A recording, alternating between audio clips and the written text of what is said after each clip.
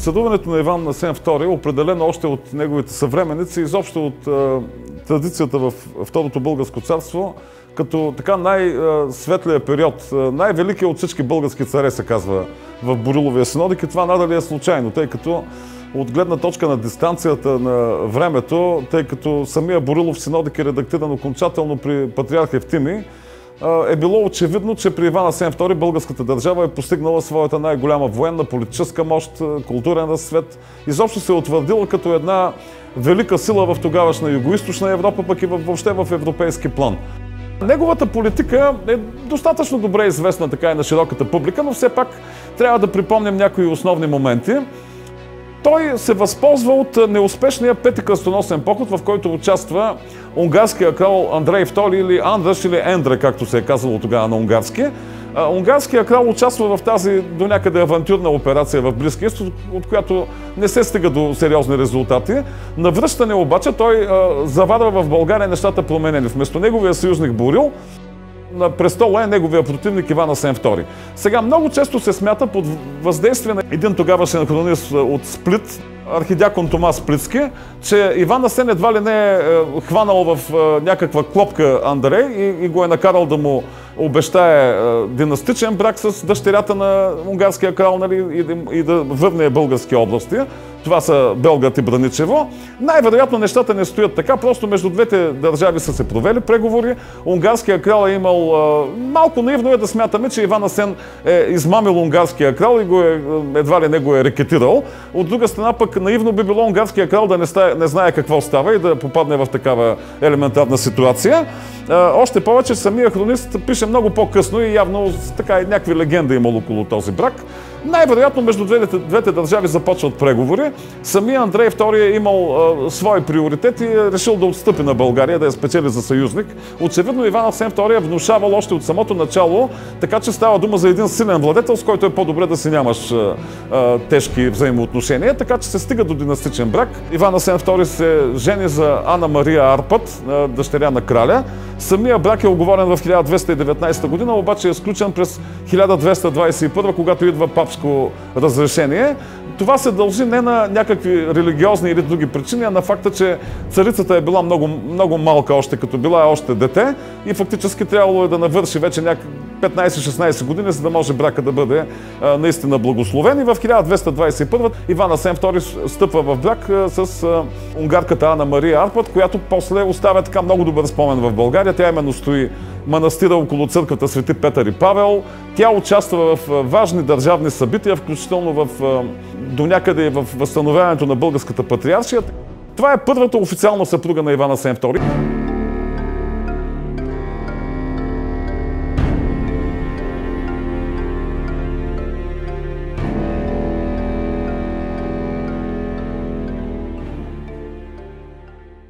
Иван Асен II явно е бил така доста буйна натура. Той има поне две, а може би и три извънбрачни дъщери. Може би преди брака с Ана, може би и по време на брака с Ана. Така че ние знаем, че това е напълно нормална така човешка черта в средновековието. Това го има при много европейски владетели, има го и при наши владетели. Знаем, че извънбрачни деца са имали Самуил, Гаврил Радомир, Иван Александър, Иван Шишман, може би. Тази колоритна така подробност я казвам не заради друго, ами просто отново да си спомним, че става дума за живи хора с техните страсти, с техните емоции. Друга така погрешна заблуда, че Иван Асен II е един много добър човек по нрав, така много хуманен. Нали? Той, разбира се, очевидно е бил човек с така широко сърце и се е държал хуманно, но е можел да бъде и много жесток. Не случайно в житието на свети патриарх Йоаким I се казва, че много пъти патриарха е спасил различни хора от царския гняв и от сигурна смърт. Така че става дума за една много силна фигура. Той няма как да не прилича на своя баща Асен I, който е бил с много буен характер, също и на своите чичовци, особено на Калоян, нали, когато знаем, че също е бил с така доста силен характер.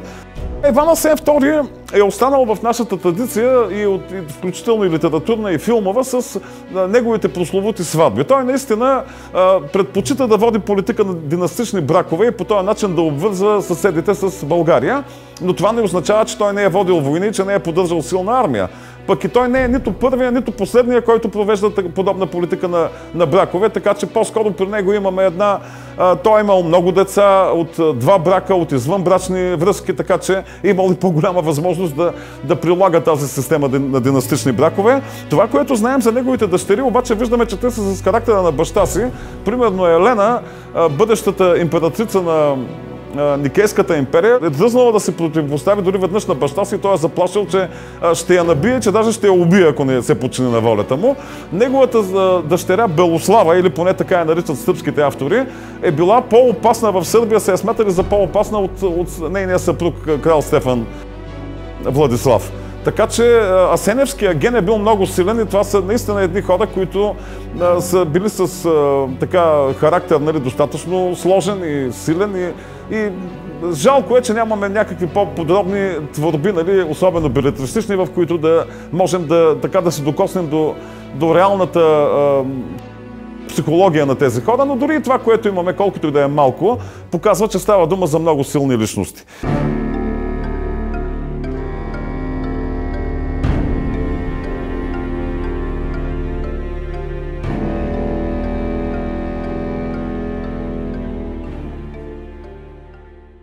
Сега Иван Асен II отначало се опитва да играе балансирано на Балканите и го прави с така доста добър успех. Ето виждаме, той връща на България Белградската област. Браничевската може би си е била в България. Има една популярна теза, че Борил е загубил едва ли не всичко. Вероятно Борил е загубил само Белград. Браничево, днешното Панчево или близо до Белград, си е оставало българско, но Белград се е върнал в България и той през цялото Второ българско царство е град с българско население и е така една ябълка на раздора между Унгария и България, но самите унгарци винаги го наричат българския Белград, Нандор Фехервар на унгарски. Западните пътешественици казват Алба Булгарика, българската бяла. Самото име на града е останало в световната традиция с българското Л, а не с сръбското О, което се налага едва в последния век да се нарича Белград. Така че този град тогава е един от важните български центрове в западната част на земите на Иван Асен II. Там има български митрополит. Сега Иван Асен II успява да се върне от Латинската империя, Пловдив. Имаме неговия надпис при Станимака или Асеновград. Имаме също надписа при Кричим. Тоест той в никакъв случай не е стоял бездейно и постепенно е използвал слабостта на Латинската империя, за да си върне определени точки, макар че някаква голяма война между България и латинците по това време няма. Другото нещо, което трябва да кажем, е неговите отношения с епирската държава на Теодор Ангел Комнин.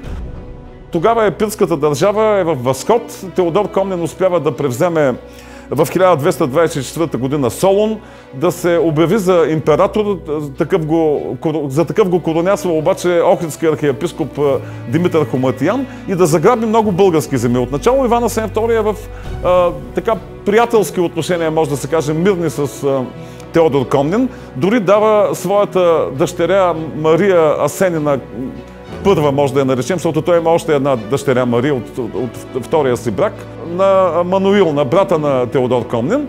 Така че той ловко балансира и постепенно се възвръща позициите на Балканите. Тоест той е получен от своя сериозен опит още в детска и юношеска възраст. Бил е далече от България, можел е да оглежда нещата така, може би по-задълбочено, с по-широк поглед, така че той много ловко и балансирано води държавния кораб към по-добри времена и тези времена настъпват.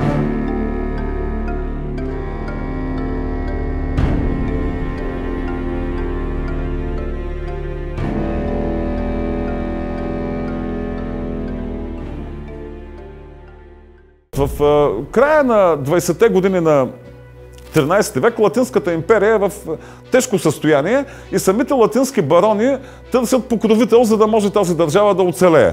И те се спират, част от тях се спират на личността на Иван Асен II.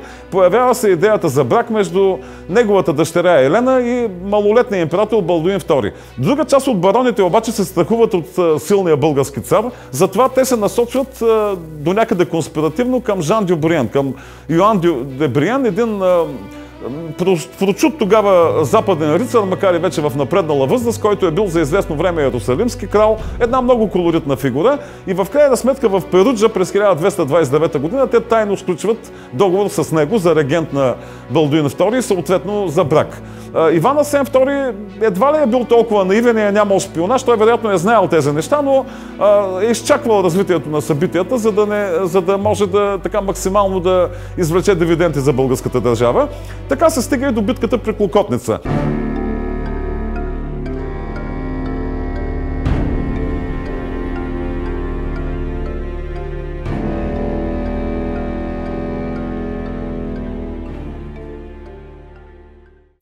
За самата битка ни съобщават доста извори, около 8-9 извора, между които има и местни и чужди. Повечето извори, което е щастие за историците, са съвременни на събитията, т.е. от времето, когато събитията са случили. Един от авторите на един от надписите, който е извор, е автора на битката при Клокотница, т.е. Иван Асен.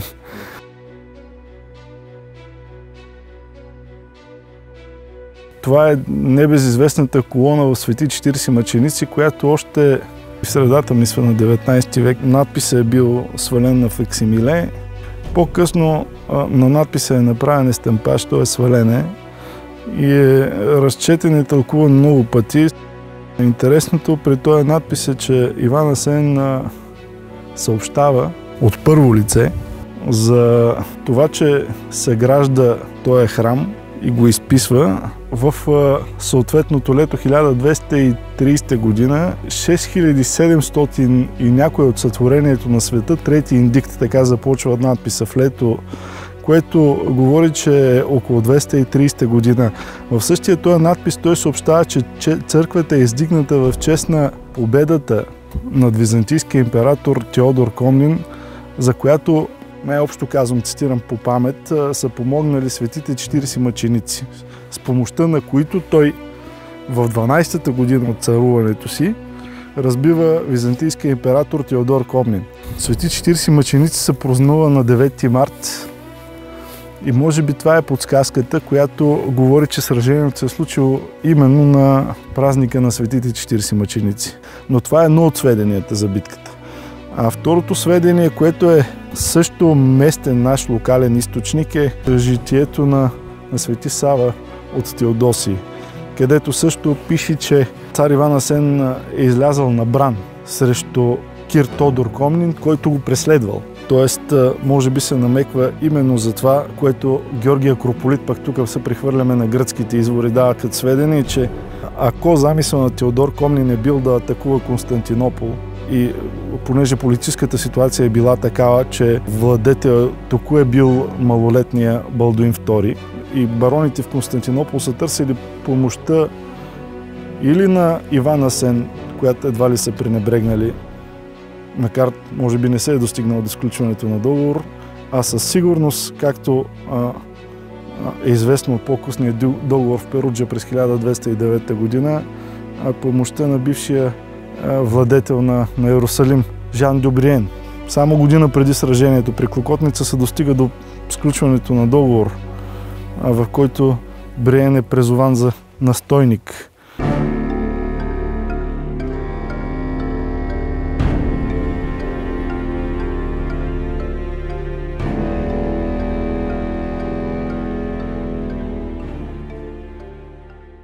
Това, за което можем да бъдем сигурни, е, че Георги Акрополит дава ясна информация, че Теодор Комнин напредва от Одрин, Адрианопол тогава, по река Марица на север, като търси възможност за сражение. Когато битката при Клокотница се е случила, т.е. 1230, самия Георги Акрополит е бил на 13 годишно момче. Той пише историята си в 1260 година, доста по-късно, така че това е един по-късен извор, но все пак можем да кажем, че Акрополит е съвременник на събитията. Та когато Акрополит упоменава за това нещо, той казва, че при мястото на наречено Клокотница се е случило сражението, но тук трябва точно да цитирам, където попадат в плен Теодор Комнин, заедно с цялото си семейство.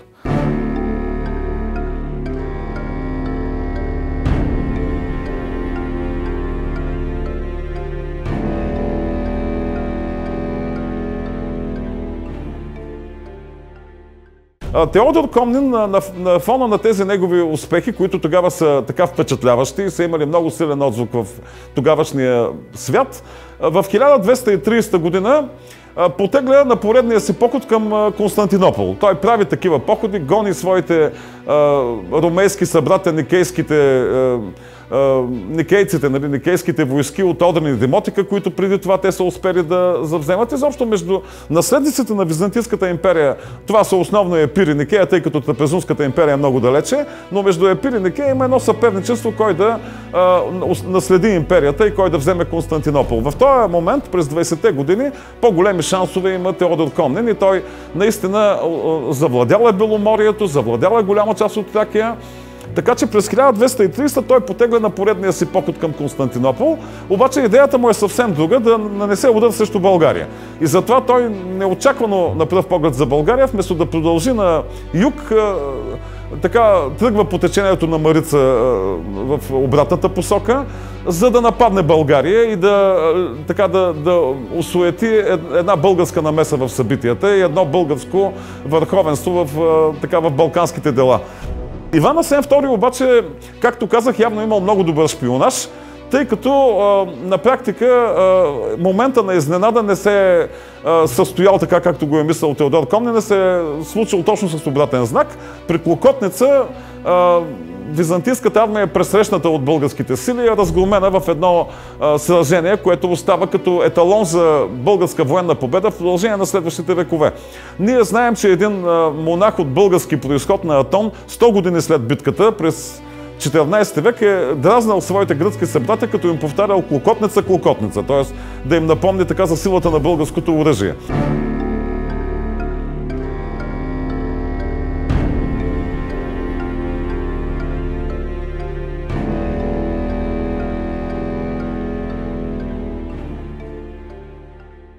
Мястото, наречено Клокотница, вероятно всички ние знаем, че става въпрос за село Клокотница. И знаеме не само от това, че съвременното име на селото е Клокотница, а от пътеписи на пътешественици през 15, 16, 17 век, между които Пиер Белон, доста френски пътеписи, част от нидерландски има такива, където упоменават унгарски също, че кой знае защо по пътя си, а те са движили горе-долу по Вия Диагоналис към Одрин и Цариград, Адрианопол и Константинопол, много често описват Клокотница и от 15 век знаем, че това селце тук е изключително българско. На места пише дори за характеристиката на жилищата. Те са колиби покрити с слама, но хората там са много приветливи и родишни, винаги се споменава това. И пише, че името му е Клокотница. Вероятно звучността на името ги е накарал, но пък вероятно част от тях са познавали историята на Европа.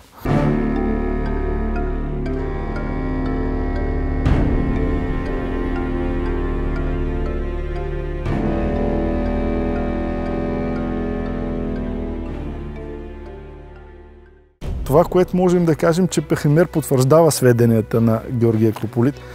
Сведения също можем да почерпим за сражението при Клокотница не само от гръцки извори. Никифор Грегора също забравих да спомена. Цитирам дословно. Иван, като виждал, че Теодор Ангел, Иван става въпрос за Иван Асен, не иска да остави небутнато българското царство и простира вече своята тежка пагубна ръка върху него, влиза в съюз с скитите. Скитите са евентуално куманите. Интересното е, че Георги Акрополит нарича куманите скити. Влиза в съюз с скитите и встъпва с него, с Теодор Комнин, в упорита война. Побеждава, взема го в плен и му изважда очите. Значи Никифор Григора, който не е съвременник на събитията, 1259 година е роден по сведенията, 1360 е починал, е много лаконичен. Интересното е, че Георги Акрополит също пише за сражението, което е станало при Клокотница. Пише за последствията. Латинските извори, които имаме, един от тях е историята на Рихард дю Сен-Жермен. Сен-Жермен е или пък Ричард от Сан-Герман, който е написал Хроника Реги Сицилие, в което произведение също споменава, че за Асен, за стълкновението между Асен и Тодор Комнин и последствията му, но и той е лаконичен по отношение на хода на самата битка.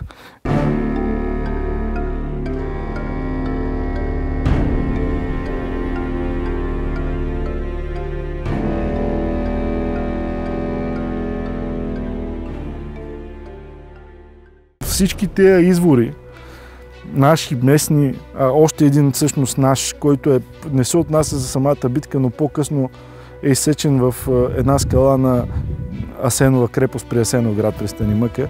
Той не съобщава за битката, съобщава за последствията. И много интересно е, че в надписа при колоната от Свети 40 мъченици цар Иван Асен II нарича себе си владетел на българите, а година по-късно надписа при 1231 при Асеновата крепост при Станимъка Асеновград вече нарича себе си цар на българи и гърци. Тоест присвоил е към титлата си и явно заради отразява по този начин политическата действителност, която сам си е създал, приобщайки големи територии, не само заради битката, а и заради хуманното отношение към войниците, за което свидетелства Акрополит.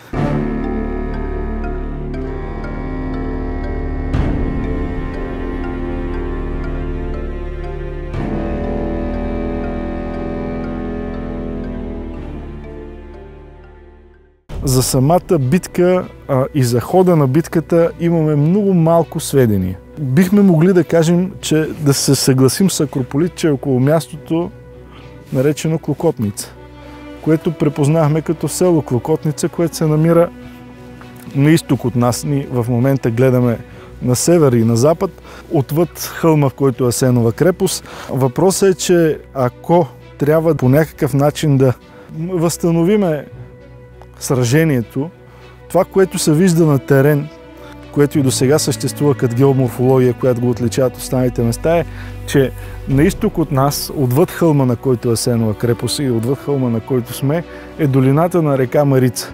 Значи, тя е една равнина, от която, не знам, част от нея едва ли се вижда, но може би ще имаме възможността да я видим, която не би позволила на войски да се прикрият, нито пък да осъществят засада.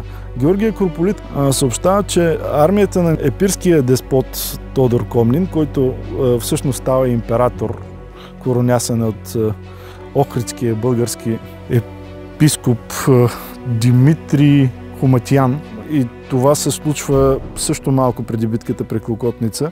Както пише Акрополит, в армията му, освен на гърци, има и немци, включително, а и латини и италийци, вероятно в резултат на съюза му с Фридрих II, който е насочен и срещу папата Григорий IX тогава, с който императора на Западната Римска империя е имал спорове, и срещу евентуалните бъдещи планове на няма защо да кривим истината. Вероятно Тодор Комнин е планувал именно да седне на престола в Константинопол, т.е. за да възстанови Византия, нещо, което по-късно става при Михаил VIII Палеолог.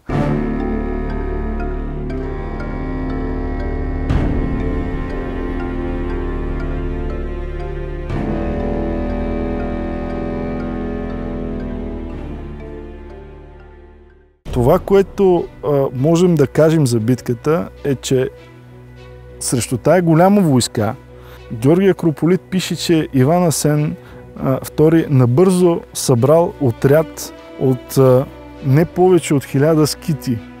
Дали имало други български войски, по всяка вероятност. Но с така малка, набързо събрана армия, той не би могъл да даде открито сражение. Със сигурност е търсил засада. А това място, на което в момента се намираме, дава изключителната възможност за засада. Дали то е мястото, ние само гадаеме.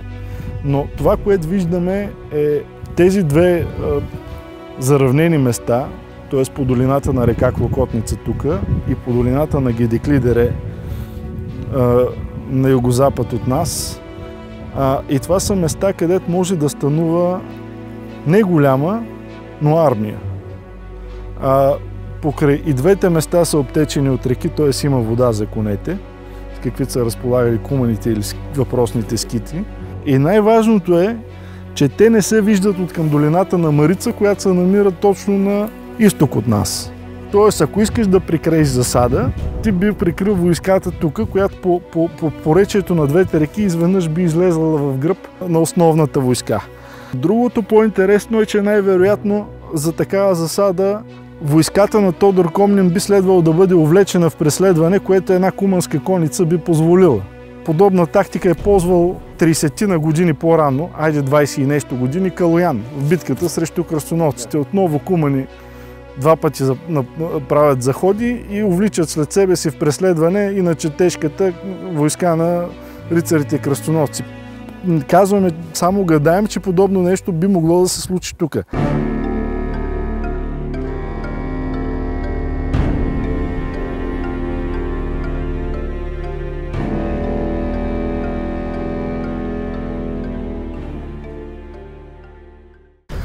Що се касае до доказателства, като материал, нямаме солидни. Но това, което виждаме на терен, като археологически материали, е, че голямо количество стрелички и въобще въоръжение, но най-вече стрели, се открива от полето, което ще видим, което се развива на изток от нас. Тук по-скоро не се откриват археологически материали, въоръжение защитно и предпазно. Въоръжението се открива на изток, точно при село Клокотница, по поречието на Клокотнишка река. Двете рекички Гидикли и Клокотница точно на изток от крепостта се сливат и откриват погледа към Марица, по която е напредвал Теодор Комнин и където вероятно е бил увлечен. Дали е така, не знаем. Знаеме за съществуването на други тези, че войската е била на стан българската някъде при една друга крепост, също небезизвестна, Милеона, и така е позната в литературата, която се намира пред днешното село Сталево. Но там едва ли би могла морфологията на терена, особеностите на терена, едва ли биха дали възможност за засада. Там полето е доста по-широко. Но пак казвам, постановката, която направихме тук за битката, съществува в литературата, но вероятно това е един от вероятните възможни начини за водене на сражението. Изворите мълчат за хода на сражението за момента.